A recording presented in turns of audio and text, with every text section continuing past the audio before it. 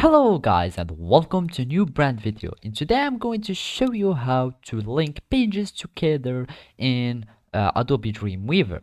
So the first thing that I want you to do now is to open your Adobe Dreamweaver software application, and then you will need just to follow these simple steps. So basically here in this example I have just only this simple HTML code, and here in the body I have no content here. So basically, let's suppose that I want to link this page with another page that I have in my desktop. All you need to do is to create a link or a hyperlink between the two pages.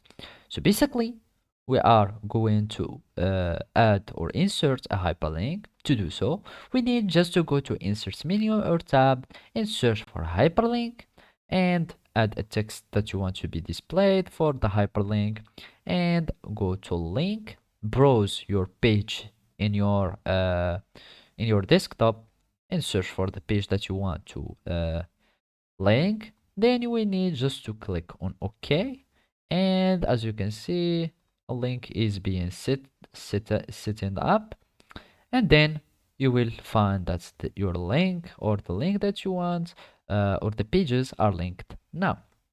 So basically, the most important is to have these A tags, which means a link. Another way to add a link to pages, or another way to link pages, by adding or by using the insert tool in your workspace. If you can find it here in your toolbar, you can just go to window menu or window tab and search for insert, and it will insert this insert tool. So basically, after you click on it, you will search here for HTML. So we have HTML, and then we go to hyperlink. You click on hyperlink, and then you will add the link that we want or the page that you want to link here in your code, and give it a text if you want. Here, click OK, and here, as you can see, the link has been settled or created in our pages.